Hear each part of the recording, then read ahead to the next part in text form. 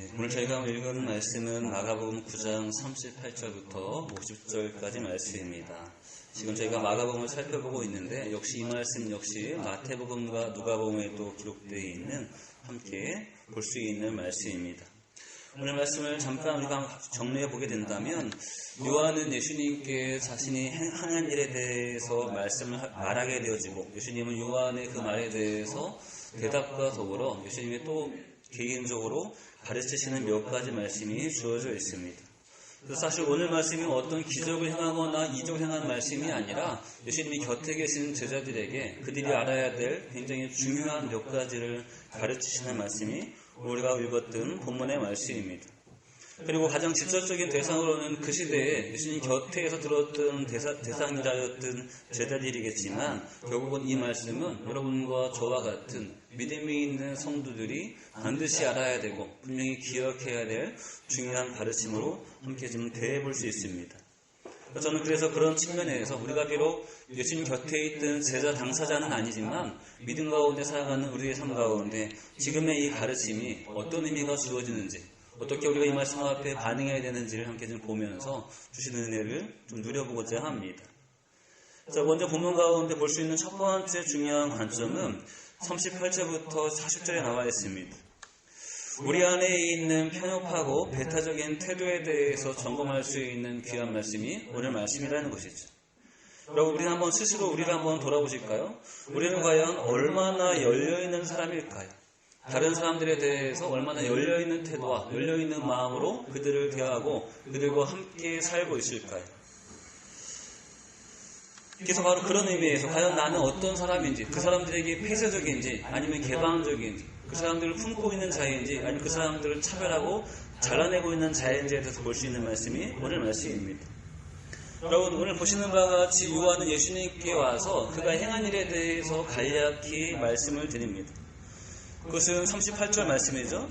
여러분, 이 말씀을 제가 현대어 성경을 읽으면 이렇게 말하고 있습니다. 요한이 예수님께 선생님, 우리를 따르지 않는 사람이 선생님의 이름으로 귀신을 쫓아내기에 우리가 그렇게 못하도록 했습니다 하고 말하자라고 표현하십니다. 주님을 따르지 않는 자들이 지금 주님의 이름으로 귀신을 쫓아내고 있는 장면을 요한이 보았습니다. 그래서 요한은 저들은 우리와 함께하지 않았고 우리와 함께 있지 않은 자이기 때문에 저렇게 예수님의 이름을 도용하고 예수님의 이름을 마음대로 사용하는 것은 옳지 않다라는 개념에서 하지 못하게 했다고 지금 말하고 있습니다. 여러분, 어쩌면 요한의 이 생각, 이 말은 그렇게 틀려 보이지 않습니다. 여러분과 제가 보기에도 충분히 그럴만해 보이죠. 굳이 요즘 시대와 좀 비교한다면 마치 저작권법을 어기는 것 같지 않습니까? 주님의 이름을 마음대로 도용한, 허락 없이 사용하고 있는 그런 것 같지 않습니까? 요한이 볼 때 만약에 주님의 이름을 사용하는 자라면, 그 이름을 통하여서 귀신을 쫓아내고 어떤 이적을 행하는 자라면 그런 자들 말고, 예수님을 만나보지도 않은 그런 자들 말고 예수님을 따르고 있는 자들, 예수님과 함께 있던 자들, 어떤 고생과 여러 가지 상황을 같이 당면했던 당사자였던 요한과 제자들이 그 이름을 사용하는 것이 맞을 것입니다. 그런데 자신들도 아닌 영 모르는 사람이 이렇게 하는 것에 대해서 요한은 그 일을 멈추게 했다고 지금 말하고 있습니다. 그가 볼 때에도 우리가 볼 때에도 그렇게 잘못되어 보이지는 않습니다. 근데 예수님은 바로 요한의 그 말에 대해서 조금 더 다른 생각을 말씀하십니다. 중요한 것은 예수님은 지금 요한이 무조건 틀렸다고 말씀하시는 것이 아니라 지금까지 가졌던 그의 생각의 범위를, 그의 상황의 범위를 좀 넓혀주시는 말씀을 해주고 있으십니다. 그것이 39절부터 말씀이겠죠? 여러분, 이 말씀은 잘 보시면 예수님께서는 그들에게 그 일을 금하지 말라라고 얘기하십니다. 40절 말합니다. 39절 말합니다. 중간에 보시면 이렇게 얘기하십니다. 제가 읽겠습니다. 예수께서 이르시되 금하지 말라. 내 이름을 의탁하여 능한 일을 행하고 즉시 나를 비방할 자가 없느니라. 아멘. 40절 말합니다. 우리를 반대하지 않는 자는 우리를 위하는 자니라. 누구든지 너희가 여기까지 말하겠습니다. 40절까지. 자, 분명히 우리 이렇게 주님의 이름으로 기적을 행하고 바로 반대한 자가 없기 때문에, 바로 대적한 자가 없기 때문에 그들은 우리와 함께 할 수 있다는 전제에서 말씀하십니다. 그래서 지금 한번 보실까요? 그럼 요한의 생각은 어떤 부분이었을까요? 우리와 함께하지 않는 자, 우리와 함께 모든 시간을 보내지 않는 자, 함께 그 과정을 거치지 않는 자는 우리 편이 아니라는 것이죠. 요한의 행동의 중심은 나와 저들이 다름을 구분하고 있고, 그리고 나와 저들의 다름에 있어서 적어도 내가 저들보다 낫다는 것을 기준으로 지금 행동하고 있습니다. 내가 예수님의 제자가 맞고 우리가 예수님의 이름을 사용하는 것이 맞지 당신들이 사용한 것은 옳지 않다는 것이 요한의 기준입니다. 예수님은 조금 다르시다는 것이죠. 틀리다는 것이 아니라 조금 더 넓은 범위로 말씀하십니다. 그들도 우리와 함께 할 수 있다가 예수님의 생각의 기준입니다. 그리고 비록 우리와 함께 할 수 있는 기회가 없었지만, 함께 할 수 있는 시간은 없었지만, 그러나 적어도 저들은 우리의 반대자가 아니라는 것이죠. 만약에 저들에게도 동일한 기회와 시간이 주어진다면 저들이 충분히 우리와 함께 할 수 있는 가능성을 예수님은 알고 있으십니다. 그래서 그들의 행동과 그들의 생각이 주님께서 말씀하시는 복음과 진리에 어긋나지 않다면, 그 방에서 어긋나지 않다면 그들은 충분히 우리와 함께 할 수 있음을 주님께서 말씀하십니다. 그래서 예수님의 초점은 차별과 구별이 아니라 예수님의 초점은 연합이라는 것이죠. 우리가 함께 할 수 있고 함께 갈 수 있는 그런 연합을 먼저 강조하시는 것이 예수님의 말씀입니다. 그리고 재미있는 것은 바로 이 연합에 대한 가능성을 말씀하실 때 그 예를 41절에서 말씀하고 있으십니다. 제가 좀 전에 읽다가 말았는데 한번 41절 한번 읽어봐 주실 거 있습니다. 시작.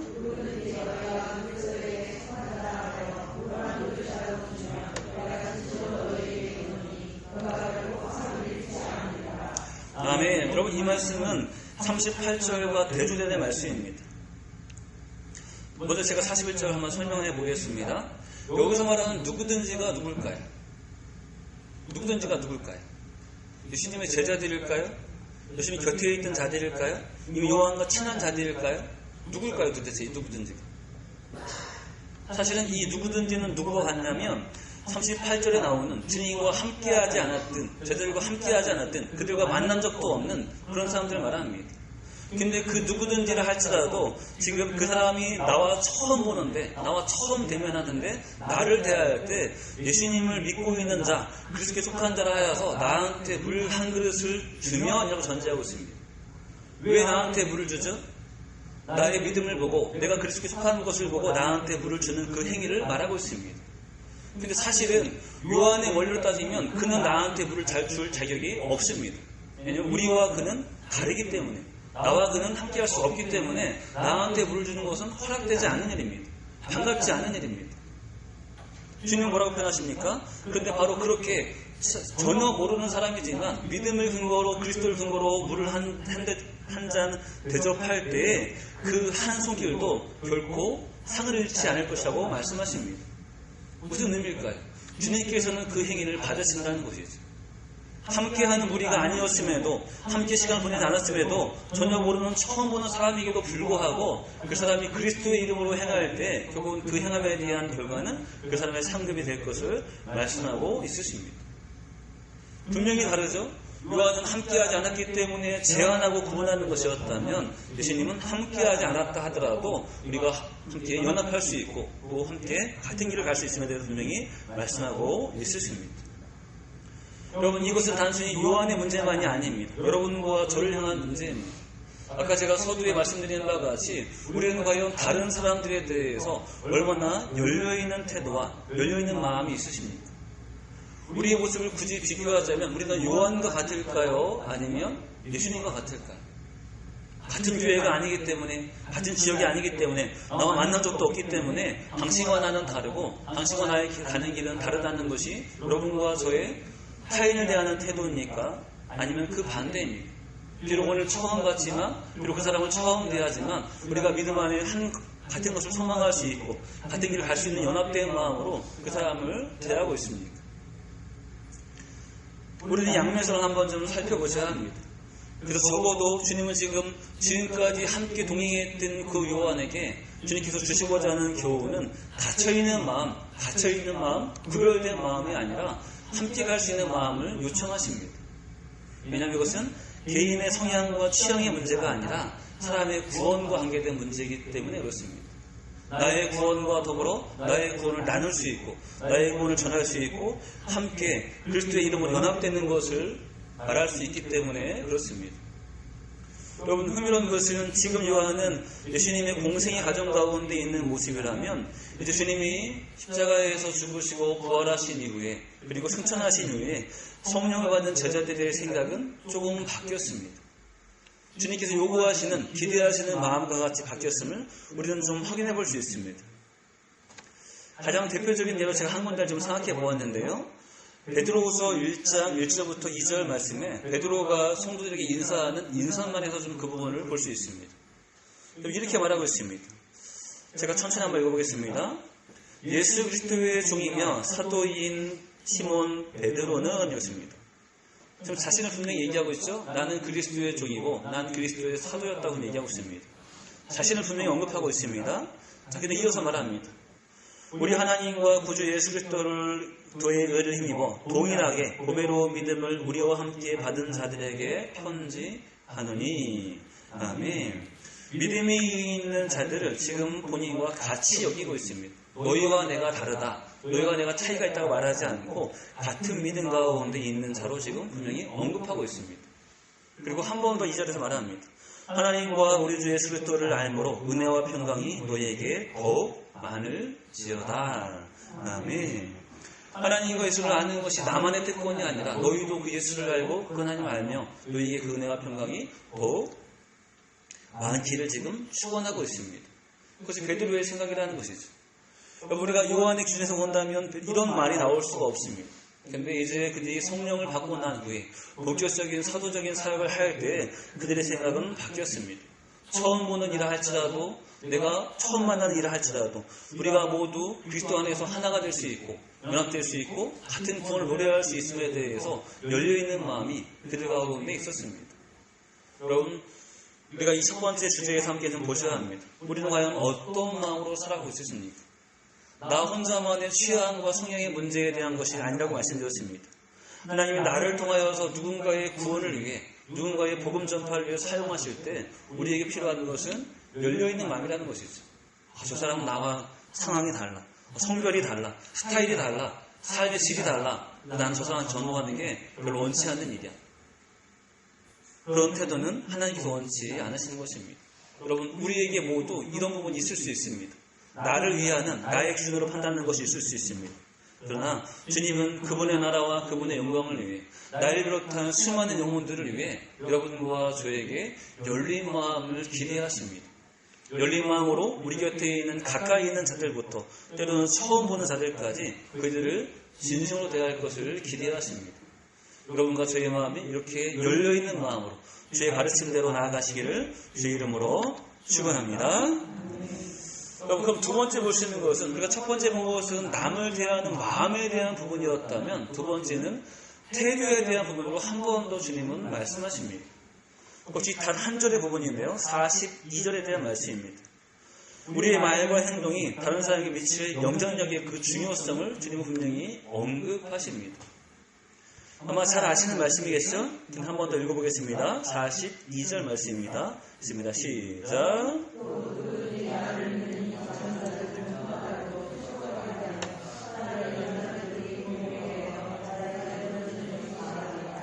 아멘. 여러분, 40절에서 말하는 핵심은 결국은 상처받는 지극히 작은 자에 대해서 말하는 것은 아닙니다. 상처를 주는 자에 대한 경고입니다. 지극히 작은 자를 할지라도 그 사람에게 상처를 주면 안 된다라고 해서 지금 우리에게 강조하고 있습니다. 그렇다면 이 40에서 말하는 지극히 작은 자가 그 당시에서는 누구를 얘기할 수 있을까요? 지극히 작은 자, 누가 봐도 작은 자, 누가 봐도 무시해도 되는 자, 누가 봐도 상처를 줘도 되는 자, 그 사람이 누구일까요? 딱 정해져 있는 것은 아니지만 아마 대표적으로는 어린아이와 여인과 같은 그 당시에 어떤 사람의 수에 해당하지 않는, 지금보다 훨씬 어떤 인격적으로 존중받지 못했던 부분일 수도 있습니다. 왜냐하면 바로 우리가 읽었던 38절 그 앞에 부분에 보면 어린아이들에 대해서 무시하는 부분이 나와있기 때문이었습니다. 그럼 보실까요? 당시에 어린아이를 무시하는 것은 옳은 일은 아니었습니다. 선한 일은 아니었습니다. 그러나 한편으로는 시대적인 상황상 그래도 되는 일 가운데 하나였습니다. 어리기 때문에 중요하지 않기 때문에 때로는 무시하고 멸시해도 통하는 사회가 당시의 사회였습니다. 자, 근데 주님은 뭘 강조하시냐면 이렇게 작은 자가 상처받는 것, 상처 주는 것에 대해서 주님은 허용하지 않으십니다. 근데 조건이 있습니다. 분명 조건은 무엇이냐면 이 작은 자에 대한 표현을 한 번 더 말씀하십니다. 이 작은 자가 어떻게 표현하고 있어? 42절에 보면 누구든지 나를 믿는 이 작은 자들 중 하나라도 그렇습니다. 저 작은 자는 누굽니까? 나를 믿는 작은 자입니다. 좀 분명히 다릅니다. 그럼 여러분, 나를 믿는 작은 자가 상처를 받을 때 어떤 일이 있을까요? 보실까요? 믿음이 없는 자가 어른들로부터 멸시를 당하고 상처받았을 때 그 어린아이가 받은 상처가 어땠을까요? 때로는 울기도 하고 때로는 투정도 부리고 때로는 속상해하기도 하겠죠? 근데 사실은 그것은 그가 받은 상처의 전부일 수 있습니다. 다음 날이 되면 또 누군가가 용돈을 주면 그 상처받은 마음도 금방 이렇게 풀려지고 또 좋아질 수 있습니다. 주님은 지금 그 정도로 말씀하시는 것이 아니라 굉장히 중요한 것을 언급하고 있습니다. 그러면 그 반대로 나를 믿는 자 중에 지극히 작은 자가 상처받았을 때 그 상처는 어떤 것을 말할까요? 믿음에 대한 상처입니다. 믿었던 그 믿음에 대한 상처를 말한다는 것이죠. 그리고 그 믿음에 대한 상처는 뭘 얘기하고 있냐면 그 사람이 그 한 영혼이 하나님께 온전히 설 수 있는 기회를 상실하는 것입니다. 하나님 앞에 영원한 날에 들어갈 수 있는 그 놀라운 기회를 무너뜨려 버리는 것입니다. 누가요? 본인 스스로가 아니라 그 옆에 있는 누군가 상처 주는 당사자가 그 사람을 그렇게 만들어 버리게 되는 것입니다. 그럼 이 말씀은 요한을 비롯한 제자들에게 하시는 말씀입니다. 그러므로 적어도 상처 주는 당사자를 누구를 볼 수 있냐면 믿음이 있는 사람으로 볼 수 있다는 것이죠. 믿음이 있는 그 누군가가 믿음이 있는 그 연약한 자에게 상처를 주면 그것은 하나님 앞에 합당하지 않다는 것이죠. 얼마나 합당하지 않죠?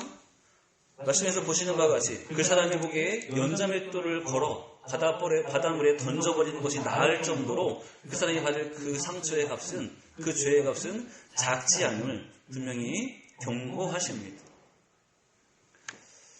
여러분, 이것이 여러분과 저에게 준 두 번째 굉장히 간단하지만 중요한 경고입니다. 여러분, 우리는 다른 사람들을 품는 마음에 대해서 먼저 고민해 보았고, 이제 두 번째는 내가 사람을 대하는 태도, 직접적인 말, 행동, 생각에 대해서 지금 우리에게 말씀하고 있습니다. 뭐 하면 안 되죠? 여러분과 저의 말이 지극히 작은 자라 해도 그에게 상처가 되면 안 됩니다. 더욱이 믿음이 있는 형제들에게, 믿음이 있는 자매들에게 그 상처가 되는 삶을 살면 하나님이 결코 그 삶을 기뻐하지 않으신다는 것이죠. 여러분, 주위를 둘러보십시오.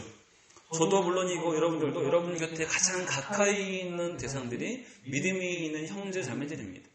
같은 교회 공동체 가운데 멤버들이고 또 같은 교회는 아니라 할지라도 연합된 교회 가운데 만나고 있는 사람들의 대부분이 믿음이 있는 형제 자매일 수 있습니다.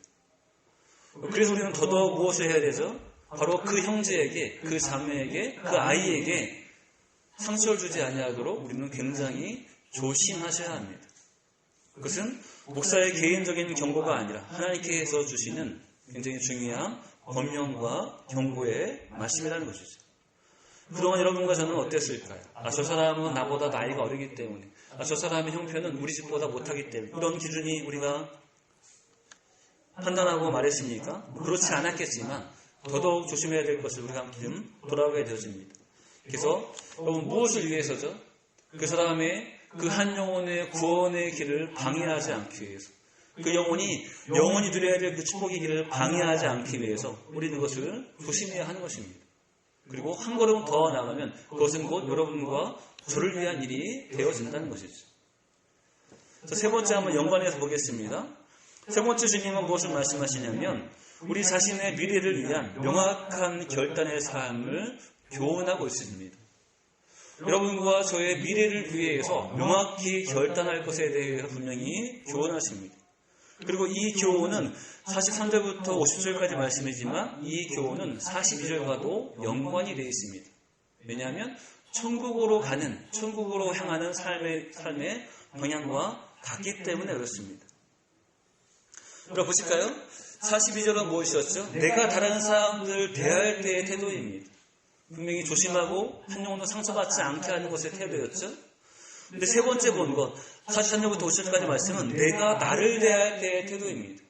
내가 나를 대할 때 뭐 해야 됩니까? 내가 나를 대할 때 내 자신이 하나님 나라에 가기에 합당할 수 있는 삶을 살 것에 대해서 말하고 있습니다. 그리고 그것 가운데 가장 핵심은 결단이었습니다. 또 아까 41절 말씀 한 번만 더 언급하겠습니다. 1차적으로 뭐였죠? 바로 그 사람에게 상처 주지 않기 위해서, 그 사람의 영혼이 무너지지 않기 위해서, 그 사람의 구원에게 막히지 않기 위해서 우리는 분명히 조심해야 합니다. 그런데 두 번째로는 여러분과 저의 인생을 망치지 않기 위해서입니다. 차라리 연자맷돌을 그의 목에 던져 바다에 던지는 게 낫다고 하는 말씀은 결국은 그렇게 한 영혼을 무너뜨릴 때 우리가 받은 심판의 값은 직접적으로 말씀하지 않지만 마치 지옥불에 던져지는 것과 똑같기 때문이었습니다. 그만한 책임이 있기 때문이었습니다. 그래서 우리는 1차적으로 그 사람을 그렇게 조심히, 누구들 대하든지 조심히 정성껏 때로는 세밀하게 그 사람들을 대하고 실수하지 않도록 해야 합니다. 자, 그리고 이제 넘어와서 40절부터 보시면 우리가 알고 있는 굉장히 익숙한 말씀, 그러나 단호한 말씀이 이어져 있죠. 40절 보실까요? 만일 내 손이 너를 범죄하게 하거든 찍어버리라. 장애인으로 영생에 들어가는 것이 두 손을 가지고 지옥 곧 꺼지지 않는 불에 들어가는 것보다 나으니라. 아멘. 여기서는 그래서 손이, 45절에서는 발이, 그리고 47절에서는 눈이 지금 언급되고 있습니다. 모두 다 범죄하게 하였다면, 그것이 너를 실족하게 하였다면 그것을 찍어버리라는 것이죠. 분명히 찍기 전과 찍은 후와 상황이 다릅니다. 정상인의 몸에서 때로는 장애인으로 불릴 만큼 큰 타격이 있습니다. 근데 그럼에도 불구하고 하라 하는 것은, 중요한 것은 몸의 상태가 아니라는 것이죠.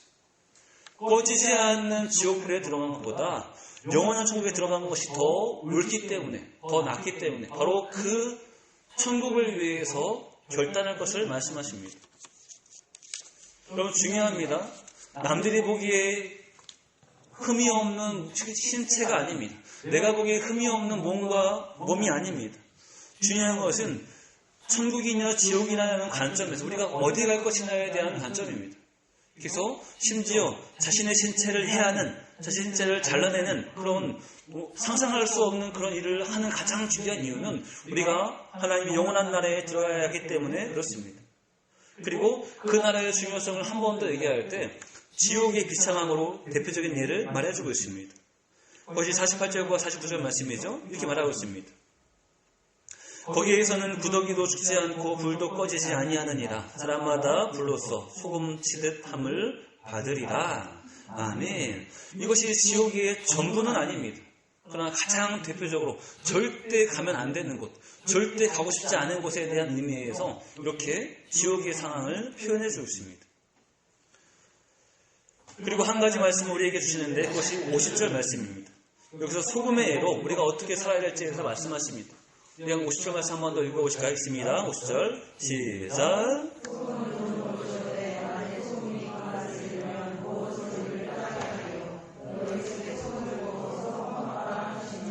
아멘. 여러분 소금은 이미 우리가 알고 있는 굉장히 좋은 것입니다. 짠맛을 내는, 또 맛을 내는 아주 중요한 요소입니다. 자, 그런데 이 소금에 대한 언급은 마태복음 5장에서도 나와 있는데 갑자기 지금 마가복음 9장에 나와 있습니다. 그렇다고 해서 이 말씀이 지금 산상수훈 말씀 가운데 연관되는 말씀도 아닙니다. 그래서 마태복음 5장에서 얘기하는 소금과 여기서 얘기하는 소금이 조금 다를 수 있다는 것이죠. 그러면 이 소금은 우리는 이렇게 보셔야 됩니다. 소금이라는 것은 우리에게 주어진 굉장히 좋은 것입니다. 그렇죠? 굉장히 좋은 것입니다. 근데 그 안에 실체가 없다면 그것은 좋은 것이 아니라는 것이죠. 진짜 좋은 것이기 위해선 소금 자체도 좋은 것이지만 그 안에 실체가 존재해야 합니다. 짠맛이 나는 실체가 존재해야 합니다. 그래야지 좋은 것입니다. 그러나 만약 그것이 분리된다면 겉모양은 좋은 것인데 그 안에 그 맛이 없다면 그것은 아무 쓸데가 없다는 것이죠. 그럼 이 말씀 우리가 어떻게 비교해 볼 수 있냐면 성도된 부분을 우리가 비교해 볼 수 있습니다. 그럼 구원받은 성도는 뭐한 것이죠? 굉장히 좋은 것이죠. 안 좋으실까요? 굉장히 좋은 것이죠. 그렇죠? 근데 구원받은 성도가 굉장히 좋은 것을 유지되기 위해선 그 안에 뭐가 있어야 되냐면 구원의 실체가 있어야 한다는 것이죠. 정말 겉모양은 구원받은 성도이고 교회에 나오는 성도이고 직분이 있는 성도인데 그러나 그 안에 실체가 없다면 그 사람은 좋다고 얘기할 수 없는 것입니다. 그 구원이 아무 의미가 없습니다. 그럼 여기서 강조하고자 하는 그 좋은 것의 실체는 도대체 무엇일까요? 소금의 짠맛과 같은 것은 도대체 무엇일까요? 여러분과 제가 삶으로 채워야 될 영역을 지금 말하고 있습니다. 정말 중요한 삶의 요소들을 말하고 있습니다. 우리는 그것을 오늘 세 가지로 모았습니다. 뭘 모았죠? 내가 다른 사람 향해서 대하는 태도, 닫혀있는 마음, 구별된 마음, 차별하는 마음이 아니라 열려있는 그 마음이 우리에게 있는지를 주님은 분명히 말씀하십니다. 그리고 요한에게, 제자들에게 그것을 요청하시고 그리고 제자들은 성령을 받은 후에 그런 마음을 갖고 나아가서 사역을 하고 그 인생을 살았습니다. 그것을 요구하십니다. 두 번째는 우리 곁에 있는 믿음이 있는 형제 자매, 지극히 작은 자라 할지라도 그들을 상처받지 않게 하는 삶, 그들에게 피해주지 않는 삶, 그것을 우리에게 말하고 있으십니다. 그래서 그 사람의 영혼을 위해서도 중요한 일이고 우리 영혼을 위해서도 굉장히 중요한 일이었습니다. 세 번째는 무엇이었죠? 내가 내 자신을 대하는 삶, 내 안에 있는 부정과 더러움을 단호히 잘라버리고 단호히 결단하고 심지어 그 모습이 큰 손해를 보고 큰 피해를 보는 모습이라 할지라도 하나님 나라를 위해서 과감 행할 수 있는 그 결단의 삶에 대해서 분명히 말씀하십니다. 여러분 이 세 가지 요소가 있다면 좋은 모습인 성도의 모습에 구원의 실체를 소망하고 있는 성도의 아름다운 삶이 들어있는 삶입니다. 그러나 모양은 성도인데 이 세 가지의 삶이 그들 가운데 있지 않다면 그것을 추구하지 않는다면 천국을 소중히 여기지 않는다면 그 사람은 마칠 일은 소금과 같다는 것이죠. 명목은 성도인데 아무 의미가 없습니다. 아무 쓸데가 없습니다. 아무 혜택이 없습니다. 그래서 여러분과 저에게 말씀해주고 있으십니다. 저는 이 말씀을 정리하며 한 가지 질문을 함께 하며 말씀을 마치고자 합니다. 자, 그렇다면 이 세 가지는 결국 여러분과 저의 삶에 나타나야 될 요소들입니다. 그럼 제가 한 가지만 마지막으로 질문 드려볼까요? 이런 삶은 언제 살아야 될까요? 이 삶은 언제 살아야 될까요? 제가 들었습니다. 언제 살까요? 이런 삶은 지금 살아야 됩니다. 여러분 너무너무 좋은 말씀이고 너무너무 귀한 말씀입니다. 그러나 그 좋은 말씀으로 남겨놓으면 여러분과 저에게는 아무 의미 없는 말씀입니다. 저는 이 후반부에 있는 말씀, 우리의 신체가 범죄할 때 잘라내버리라는 그 말씀을 이렇게 이미 너무 잘 알고 있는 말씀이지만 정말 큰 도전이 되었습니다. 언제 잘라야 될까요? 여러분 범죄한 내 손과 범죄한 내 발과 범죄한 내 눈을 언제 자르고 빼내야 할까요? 지금은 아플 것 같아요. 지금은 아까워요. 오래오래 보관하다가 나중에 결정해서 잘라내야 할까요? 주께서 말씀하시는 말씀의 분위기로 본다면 범죄한 즉시입니다. 왜 그럴까요? 정상적인 몸보다 정상적이지 않은 몸은 훨씬 더 불편합니다. 양발로 편히 걸었을 때보다 한 발이 없는 삶은 너무나 비참합니다. 근데 왜 주님은 지금 그것을 하라고 하실까요? 그보다 더 중요한 것은 그 사람이 맞이해야 할, 그 사람이 준비해야 할 천국이 중요하기 때문에 그렇습니다.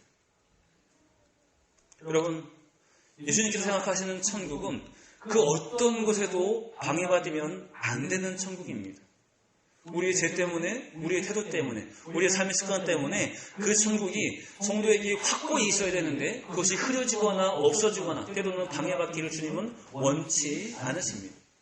주님 바로 지금 여러분과 저의 삶이 늘 우리의 생각과 마음이 천국을 준비하고 천국을 소망하며 그걸 위해 나가는 그 삶을 살기를 원한다는 것이죠. 누군가를 대할 때에도 또 나 스스로를 대할 때에도 우리에게 그것이 가장 중심입니다. 나와 같은 영혼이 구원받아야 하고 한 영혼도 상처받으면 안 되고 나 자신도 하나님께 온전히 있어야 하기 때문에 우리는 그렇게 살 것을 분명히 말씀하십니다. 그리고 두 번째는 천국은 때로는 하나님의 나라는 우리가 준비하고 맞이하는 것이 아니라는 것이죠. 정말 복 있는 분은 인생을 잘 사시다가 때로는 병석에서 자신의 인생을 잘 정리하고 고통 없이 이 땅 인생을 마무리할 수도 있습니다. 그러나 이런 분의 경우는 정말 복 있는 분들입니다. 그러나 대부분의 많은 분들은 때로는 예상치 않게 원치 않는 시간, 원치 않는 장소에서 부득이하게 인생의 끝을 맞이할 수 있다는 것이죠. 여러분, 지금 이 코로나19로 인하여서 우리나라는 좀 덜하지만 많은 사람들이 죽어나가지 않습니까? 너무나 황당한 일이에요. 단 일주일 전에도 전혀 몸의 증상이 없었는데 일주일 만에 본인의 인생이 끝나가는 걸 스스로 분명히 맞이하게 된다는 것입니다. 불의의 사고로 물론 어린 생명부터 때는 노년에 이르기까지 불의의 사고로 이 땅을 마무리하는 우리 뉴스를 수없이 많이 대하게 되십니다.